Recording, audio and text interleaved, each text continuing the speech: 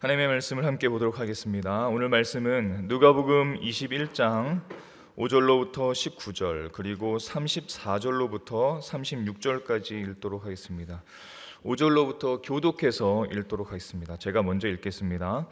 어떤 사람들이 성전을 가리켜 그 아름다운 돌과 헌물로 꾸민 것을 말하며 예수께서 이르시되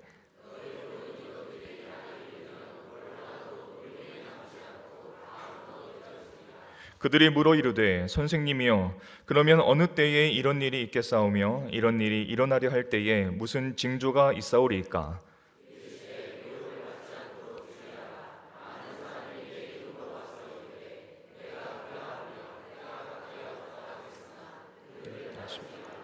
난리와 소요의 소문을 들을 때에 두려워하지 말라. 일이 먼저 있어야 하되 끝은 곧 되지 아니하리라.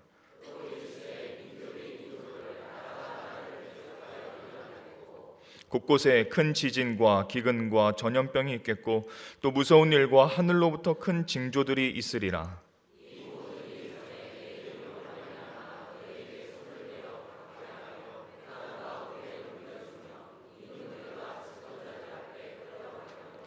이 일이 도리어 너에게 증거가 되리라.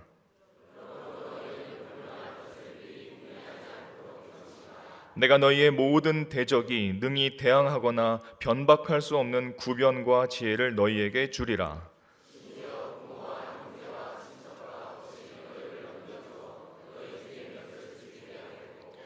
또 너희가 내 이름으로 말미암아 모든 사람에게 미움을 받을 것이나 너희의 인내로 너희 영혼을 얻으리라. 우리 34절과 36절은 함께 읽도록 하겠습니다. 너희는 스스로 조심하라. 그렇지 않으면 방탕함과 술 취함과 생활의 염려로 마음이 둔하여지고 뜻밖의 그날이 덫과 같이 너에게 임하리라.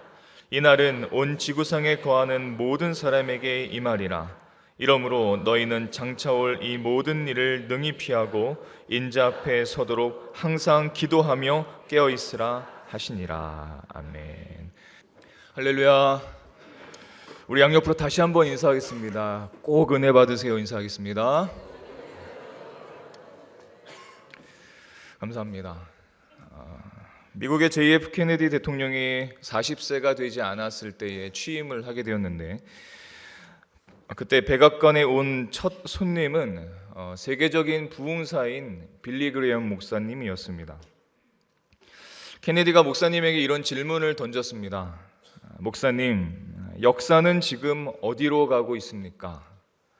역사는 지금 어떤 방향으로 가고 있습니까? 이렇게 질문을 했습니다. 이렇게 질문을 했을 때에는 케네디는 아마도 나라의 정치와 경제에 도움을 좀 줄 만한 대답을 기대했습니다. 그런데 빌리 그레엄 목사님은 이렇게 대답을 했습니다. 역사는 지금 예수님의 재림을 향해 흘러가고 있습니다. 역사는 재림을 향해서 흘러가고 있습니다. 이렇게 이야기를 했습니다.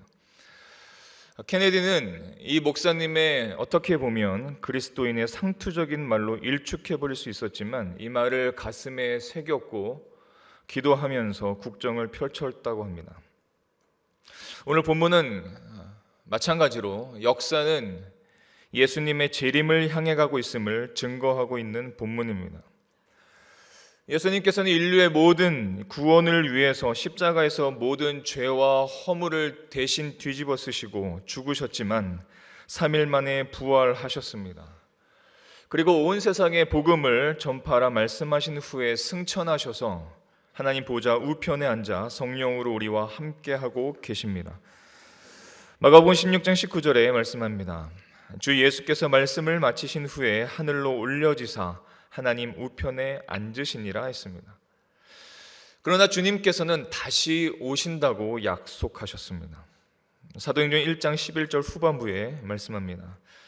너희 가운데에서 하늘로 올려지신 이 예수는 하늘로 가심을 본 그대로 오시리라 약속을 하셨습니다.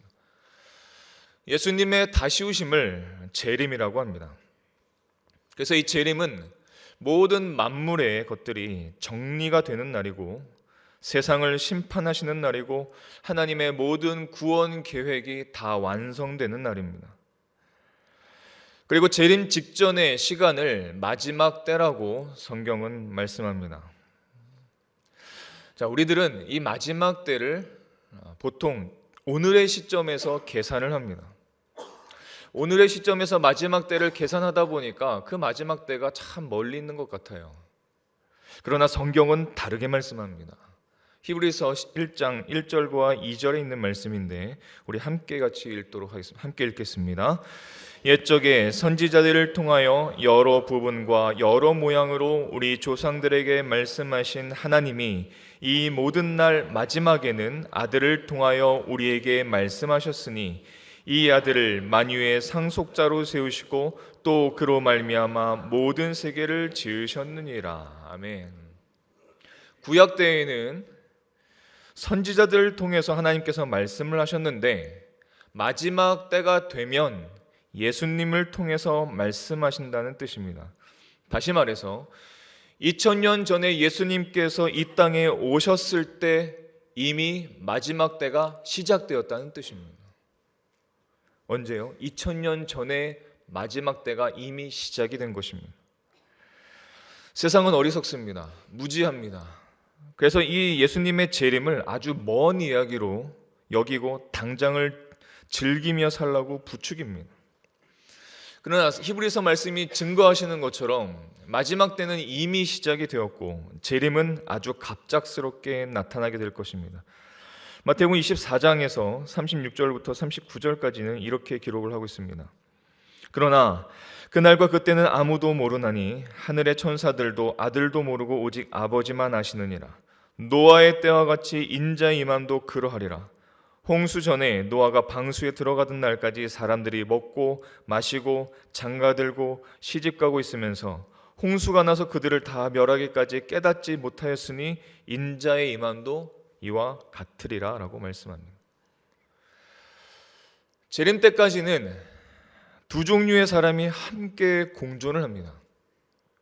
마태복음 24장의 40절과 41절에 기록합니다. 그때에 두 사람이 밭에 있음에 한 사람은 데려가고 한 사람은 버려둠을 당할 것이요 두 여자가 맷돌질을 하고 있음에 한 사람은 데려가고 한 사람은 버려둠을 당할 것이니라. 이 처음에 나오는 두 사람은 남자를 말합니다. 그리고 밭에 있다는 것은 집 밖에 있다는 뜻이죠. 또 두 여자가 맷돌질을 하고 있다는 것은 집 안에 있는 사람들을 가리킵니다. 결국 밭에 있는 두 남자 또 집 안에서 맷돌질을 하고 있는 두 여자란 세상에 있는 모든 사람들을 다 가리켜서 총칭해서 말씀을 하시는 것입니다. 그리고 두 사람이라 한 것은 지금은 함께 같이 있지만 곧 완전히 갈라지게 된다는 것을 설명을 하고 있습니다. 세상에는 크게 두 종류의 사람이 있습니다. 근데 함께 공존을 합니다. 예수를 믿는 사람이 있고 또 예수를 믿지 않는 사람이 있습니다. 그런데 이들은 같은 장소와 시간에 함께 공존을 합니다. 같은 직장에서, 같은 집에서, 같은 학교에서, 같은 공간과 시간에서 함께 살고 있습니다. 그런데 함께 살고는 있지만 서로 바라보는 것이 다르고 삶의 목적도 다릅니다. 예수님을 믿지 않는 사람은 오직 인간의 욕망을 위해서 맹목적이고 본능적으로 살아갑니다. 근데 그것이 어떤 모습과 같냐면 홍수가 닥칠지도 모른 채 살아가고 있던 노아 시대 사람과 같다는 것입니다. 이와 반대로 또 한 부류는 하나님의 말씀을 따르고 영혼을 위해서 다가올 심판을 대비하면서 삶을 살고 있는 지혜로운 사람들입니다. 다가올 홍수를 준비한 노아와 같은 사람들입니다. 노아는 하나님의 경고대로 앞으로 닥칠 모든 홍수를 대비하여 방주를 지었고 모든 것을 다 투자했습니다. 이 두 부류는 홍수가 나기 전까지는 함께 하였지만 홍수 이후에는 구원받은 사람이 있고 또 구원받지 못해 멸망할 자들로 완전히 나뉘었습니다. 마찬가지로 주님의 재림 때에 이 두 부류의 사람은 이제 완전히 분리되게 됩니다. 그리고 함께 할 수 없는 곳으로 서로 나뉘어지게 됩니다.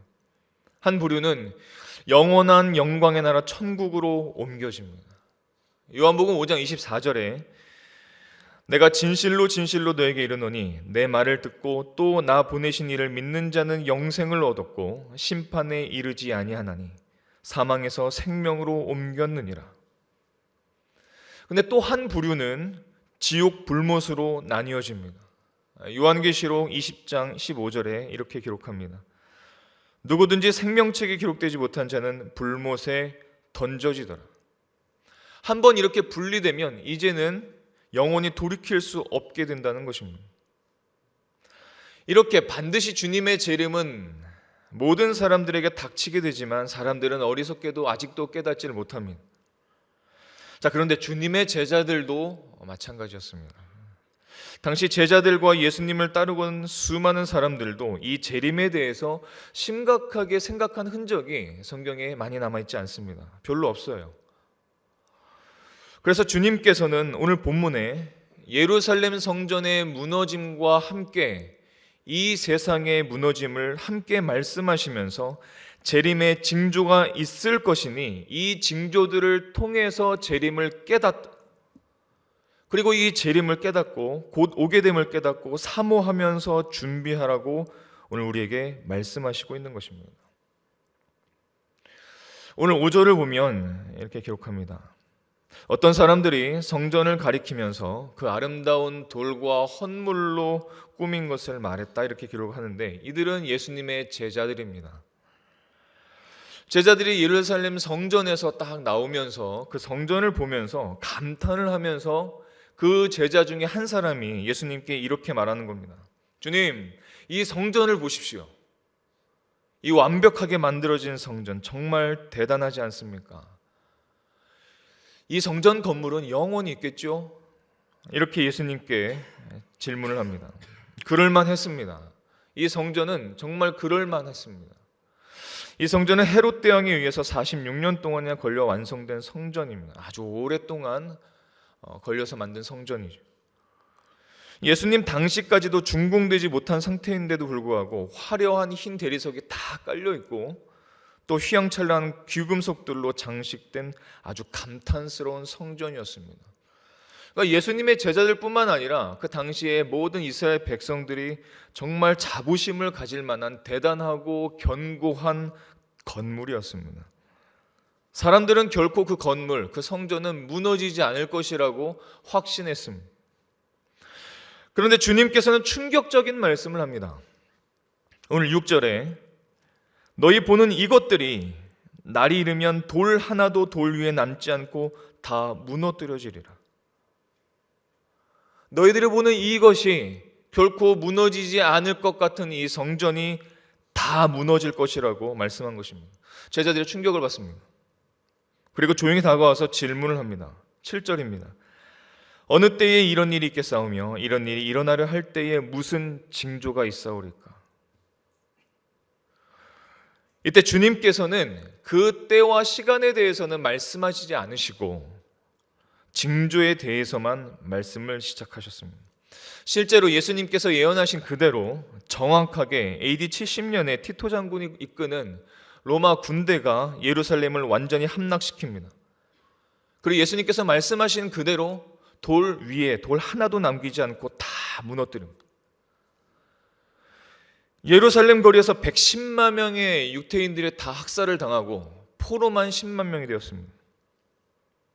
그들이 철저하게 갖고 있었던 자부심을 가지고 있었던 그 성전은 완벽하게 다 무너졌고 현재 통곡의 벽이라 부르는 벽 하나만 남게 됩니다. 근데 주님께서 이 말씀을 하신 본 의도는 무엇이냐면 성전의 무너짐과 동시에 그것이 본 의도가 아니라 세상에 무너질 것을 그 마지막 때를 말씀하시고자 하신 것입니다. 그럼에도 불구하고 깨닫지 못하는 사람들을 위해서 주님께서는 마지막 날들의 징조들을 말씀하시고 그 징조들을 보면서 깨닫기를 원하시는 것입니다. 그럼 본문에 나타나는 어떤 징조들인가요? 첫째는 종교적인 미혹이 있습니다. 이것이 징조입니다. 오늘 8절에 말씀합니다. 이르시되 미혹을 받지 않도록 주의하라. 많은 사람이 내 이름으로 와서 이르되 내가 그라 하면서 때가 가까이 왔다 하겠으나 그들을 따르지 말라. 자신을 예수라고 부른 사람들, 자신만이 성령의 대언자라고 하는 사람들, 어떤 이는 자신이 예수와 성령이 합해진 영이 들어온 육체라고 주장하는 사람들도 있습니다. 그러면서 때가 가까이 왔다고 미혹을 합니다. 이들은 모두 예수님의 성육신과 죽으심과 부활하심을 다 부정하는 사람들, 성령의 역사를 모독하는 악한 죄를 짓고 있는 사람들입니다. 요한 2서 1장 7절에 이렇게 말씀을 합니다. 미혹하는 자가 세상에 많이 나왔나니 이는 예수 그리스도께서 육체로 오심을 부인하는 자라. 이런 자가 미혹하는 자요 적 그리스도다 말씀합니다. 또 마가복음 3장 29절에 누구든지 성령을 모독하는 자는 영원히 사하심을 얻지 못하고 영원한 죄가 되느니라 말씀합니다. 실제로 사도행전에 보면 그런 사람이 기록되어 있습니다. 이름은 드다라고 하는 사람입니다. 사도행전 5장 36절에 이렇게 기록을 합니다. 이전에 드다가 일어나 스스로 선전하며 사람이 약 400명이나 따르더니 그가 죽임을 당하며 따르던 모든 사람들이 흩어져 없어졌다. 예수님께서 돌아가시고 약 10년쯤 지나서 이 드다란 사람이 일어납니다. 근데 어떤 주장을 하냐면 자신이 부활하고 승천하신 예수님의 환생이다, 재림한 메시아라고 주장을 합니다. 허무맹랑한 주장이죠. 그런데 이 허무맹랑한 주장을 약 400명이나 되는 사람들이 함께 따랐다고 기록을 합니다. 그래서 한동안 이 유대 땅에서 큰 문제가 되었지만 결국은 이들은 다 도망가다가 흩어지고 다 죽었습니다. 마찬가지로 어느 시대에나 이 미혹자들은 늘 있습니다.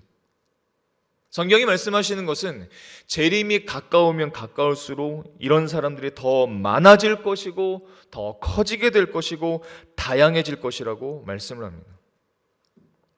마가복음 13장 22절에 기록합니다. 거짓 그리스도들과 거짓 선지자들이 일어나서 이적과 기사를 행하여 할 수만 있으면 택하신 자들을 미혹하려 하리라. 지금 그런 일이 우리 옆에 일어나고 있는 것입니다.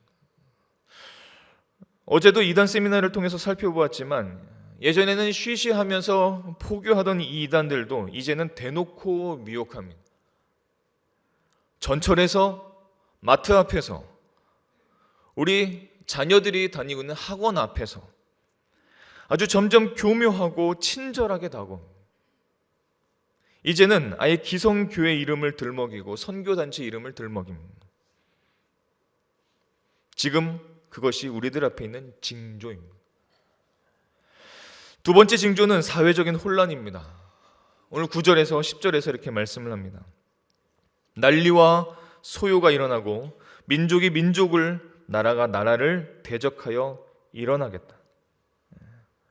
전쟁에 대한 소문들, 파괴력, 빈도 더욱 잦아질 것입니다.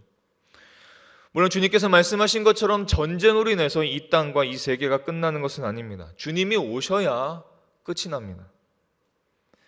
베드로서 3장 10절에 말씀합니다. 그러나 주의 날이 도둑같이 오리니 그날에는 하늘이 큰 소리로 떠나가고 물질이 뜨거운 불에 풀어지고 땅과 그 중에 있는 모든 일이 드러나리로라 했습니다. 이런 소요들이 일어나는 것이 바로 우리들 앞에 있는 징조입니다. 이 징조를 보고 재림이 가까이 왔음을 기억하라는 것입니다. 세 번째 징조는 자연적인 재앙입니다. 오늘 11절입니다. 곳곳에 큰 지진과 기근과 전염병이 있겠고 또 무서운 일과 하늘로부터 큰 징조들이 있으리라. 3년 전에는 우리나라에도 큰 지진이 있었습니다. 사스, 메르스, 코로나 전염병들이 있습니다. 오존층이 다 파괴됐고 이상기후가 시작됐습니다. 사막화 현상도 일어나고 있고 작은 유성들의 충돌들도 있습니다. 여러분, 세상은 발달되는 것 같지만 여전히 재림을 향해서 달려가고 있는 것입니다. 이 코로나 바이러스도 언젠가는 그치게 되겠죠. 그러나 역사는 계속해서 재림을 향해서 달려가고 있습니다.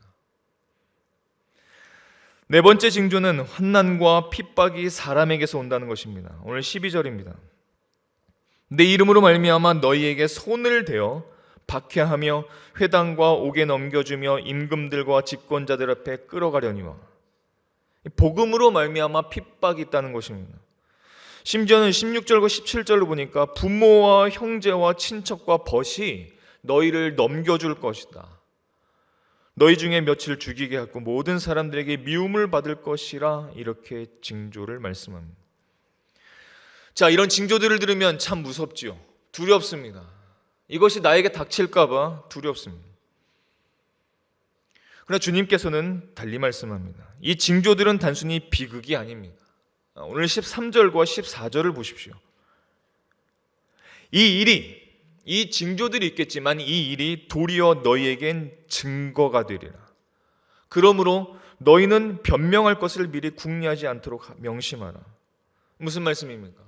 징조가 나타날 때에, 그때에 오히려 예수님을 증거하는 기회가 될 것이고 복음을 증언할 기회가 된다는 것입니다. 이 말은 무엇이냐면, 이때 이 징조들이 나타나지만 오히려 수많은 사람들이 이때에 복음을 듣게 될 것이고 우리가 가진 믿음에 대해서 그 누구도 반박하지 못할 것이고, 그러니 이런저런 무슨 말을 할까 고심하지 않아도 되고 오직 복음을 전하며 살라는 것입니다. 오늘 15절에 말씀합니다. 너희의 모든 대적이 능히 대항하거나 변박할 수 없는 구병과 지혜를 너희에게 주리라. 이런 징조들이 나타난다고 해서 두려워하면서 무슨 변명을 할까, 내 믿음에 대해서 어떤 말을 할까 궁색한 변명을 만들지 않아도 된다는 것입니다.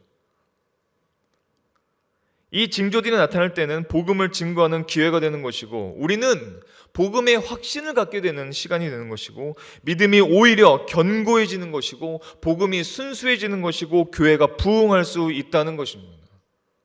그러므로 아무리 징조들이 나타난다 할지라도 하나님께서 믿는 자들을 지켜주신다는 사실을 믿으셔야 합니다. 오늘 18절에 말씀합니다. 너희 머리털 하나도 상하지 아니하리라. 머리털 하나도 상하지 아니하리라. 19절도 말씀합니다. 너희의 인내로 너희의 영혼을 얻으리라. 우리가 믿음을 가질 때 우리 안에 계신 성령님께서 인내하게 하셔서 그 믿음으로, 그 인내로 우리는 구원을 받는다는 것입니다. 우리가 믿음을 버리지 않으면 믿음이 우리를 구원하고 승리하게 되는 것입니다. 오늘 요한 1서 5장 8절에서 이렇게 5장 4절에서 말씀합니다. 무릇 하나님께로부터 난 자마다 세상을 이기느니라. 세상을 이기는 승리는 이것이니 우리의 믿음이니라. 그러므로 오히려 핍박받고 있음을 우리는 기뻐하고 즐거워해야 하는 것입니다. 마태복음 5장 11절과 12절에 말씀합니다. 나를 인하여 너희를 욕하고 핍박하고 거짓으로 너희를 거스려 모든 악한 말을 할 때에는 너희에게 복이 있나니 기뻐하고 즐거워하라. 이 땅이 아니라 하늘에서 너희 상이 큼이라 말씀합니다. 초대교회로부터 2000년 동안 지금까지 수많은 그리스도인들이 박해당하고 교회가 순교했습니다. 그러나 그 어떤 것도 주님을 사랑하는 사람들, 주님께서 사랑하시는 자들을 꺾지 못했습니다. 오히려 복음이 더욱더 순수해졌고 교회는 그 순수성을 지켰습니다. 복음을 지켰습니다. 로마서 8장 35절로부터 39절을 우리 함께 읽도록 하겠습니다. 누가 우리를 그리스도의 사랑에서 끊으리요? 환난이나 곤고나 박해나 기근이나 적신이나 위험이냐 칼이라. 기록된 바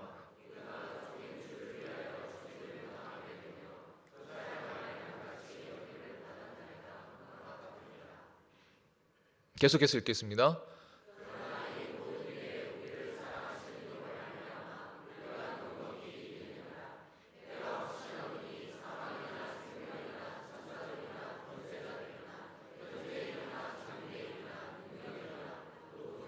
깊은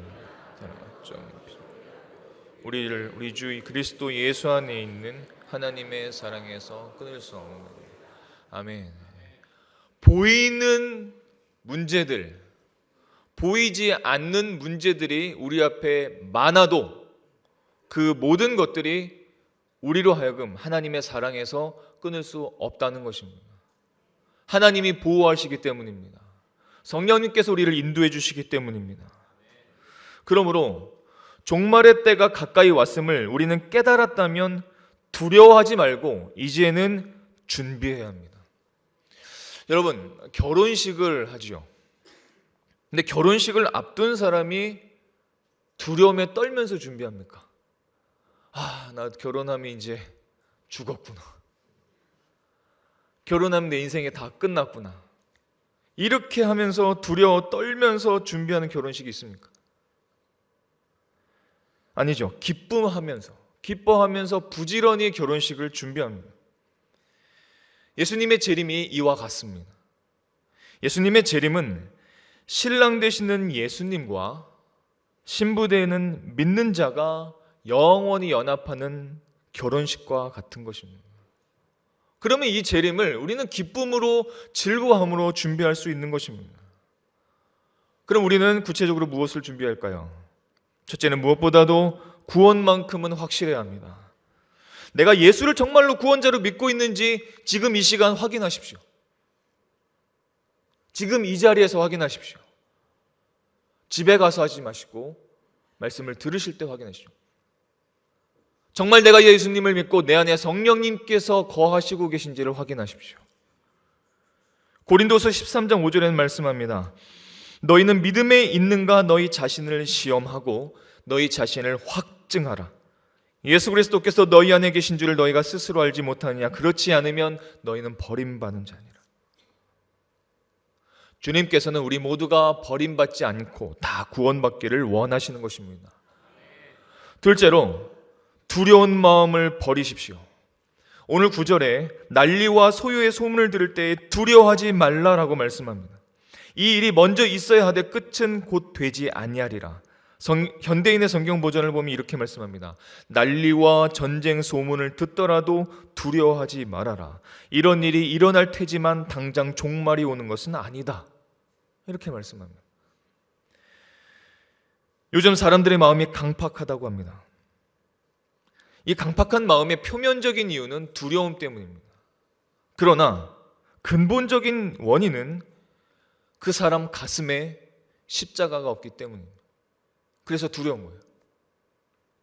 그리고 마음이 강팍해지는 것입니다. 믿는 자들은 두려워하지 않아도 되는 것입니다. 예수 그리스도께서 이미 십자가에서 모든 죽음과 어둠의 권세를 다 이기셨습니다. 그리고 예수님의 부활의 능력이 그 영생이 우리 안에 있습니다. 생명의 성령님이 우리와 함께 하시기 때문에 우리는 두려워하지 않아도 되는 것입니다. 그리고 또한 우리는 마음이 둔하여지지 않도록 해야 합니다. 세상에 휩쓸려 살면 마음이 둔해집니다. 영적 세계에 대해서 마음이 둔하여집니다. 영적으로 잠들게 됩니다. 그래서 오늘 34절에 이렇게 말씀을 합니다. 너희는 스스로 조심하라.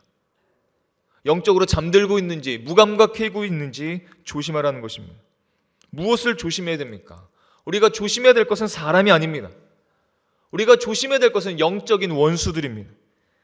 베드로전서 5장 8절에 말씀합니다. 근신하라 깨어라. 너희 대적 마귀가 우는 사자와 같이 두루다니며 삼킬 자를 찾나니. 우리 안에도 있고 우리 옆에도 있고 집에도 있고 가정에도 있고 집에도 있습니다. 직장에도 있습니다. 학교에도 있습니다.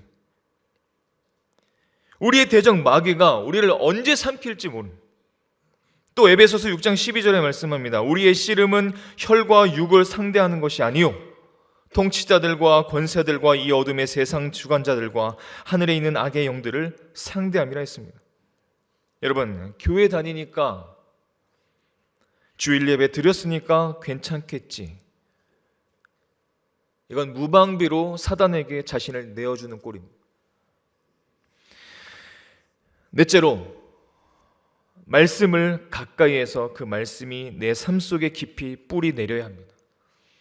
뿌리가 깊은 나무가 흔들리지 않는 것처럼 말씀 위에 바로 서 있는 자는 결코 쉽게 쓰러지지 않습니다.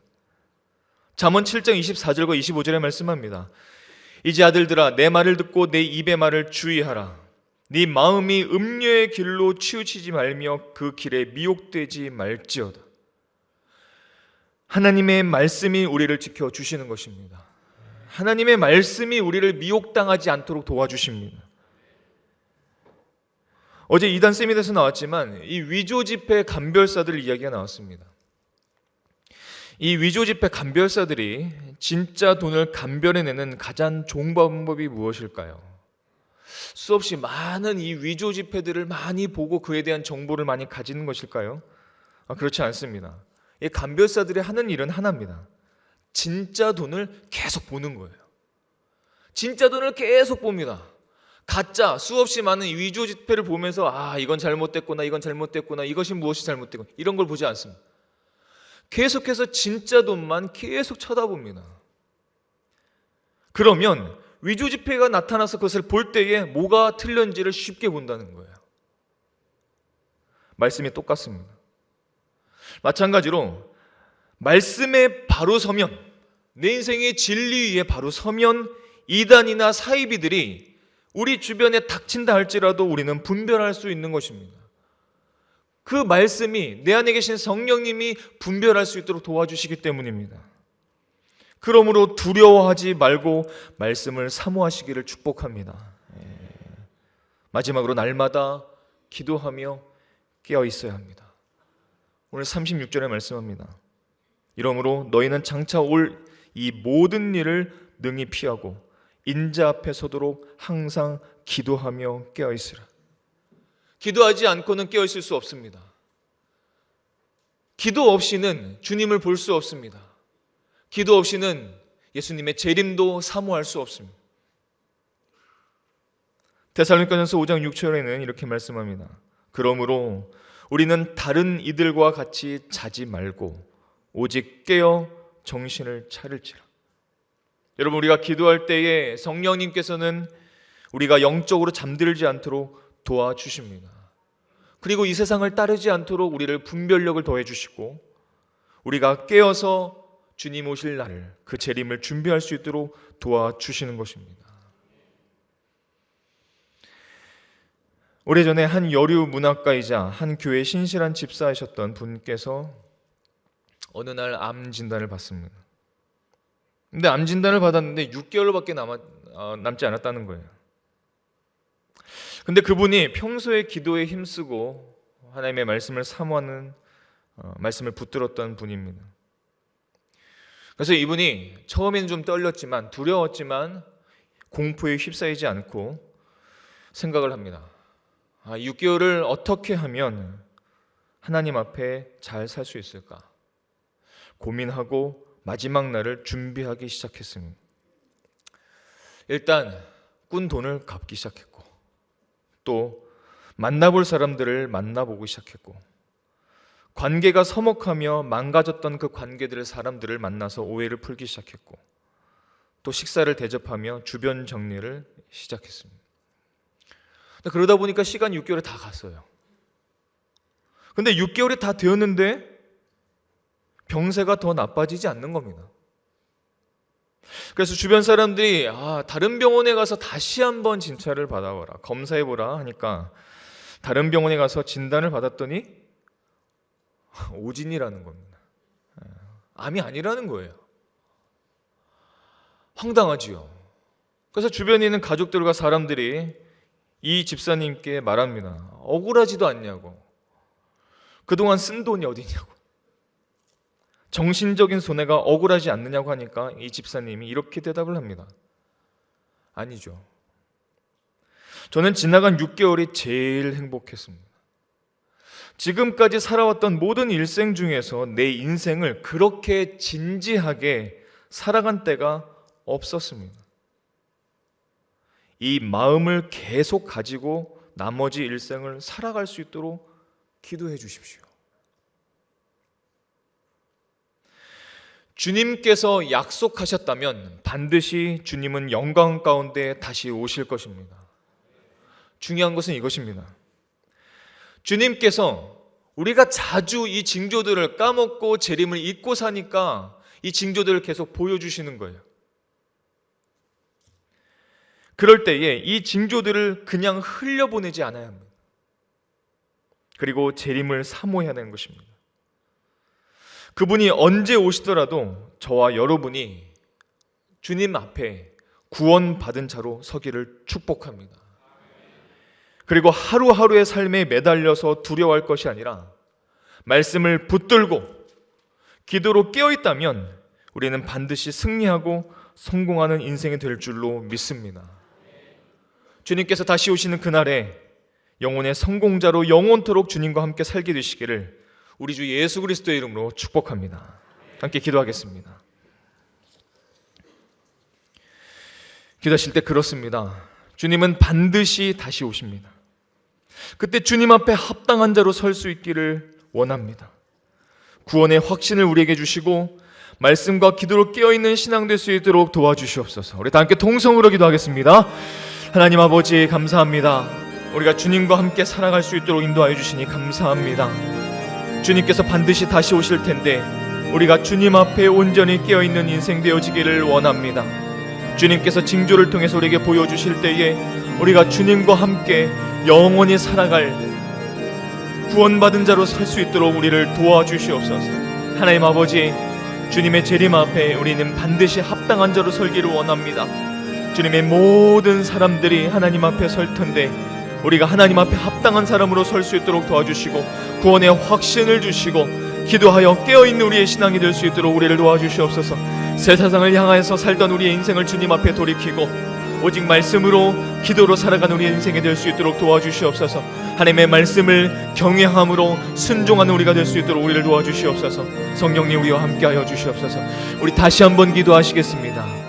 다시 한번 기도하실 때에 하나님은 모든 사람이 구원을 받으며 진리를 아는 데 이르기를 원하십니다. 어떤 전염병보다도 무서운 것은 죄로 인한 영원한 사망입니다.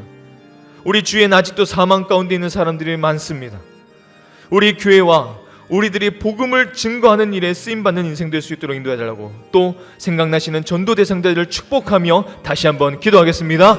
하나님 아버지 감사합니다. 하나님은 모든 사람이 구원을 받으며 진리를 하는 데 이르기를 원하십니다. 어떤 전염병보다도 무서운 것은 죄로 인한 사망입니다.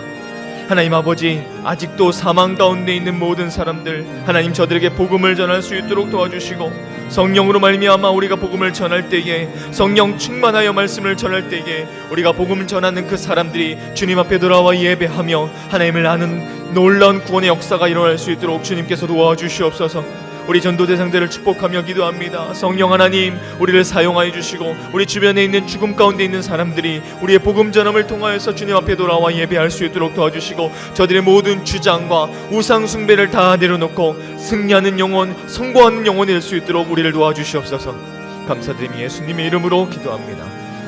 자비와 은혜 하나님 아버지, 주님이 언제 오셔도 부끄럽지 않은 우리의 삶이 될 수 있도록 도와주시옵소서.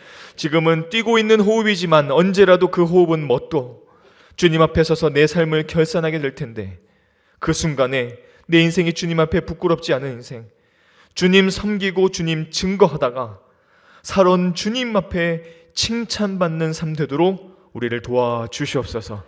감사를 드리며 예수님의 이름으로 기도합니다. 아멘. 우리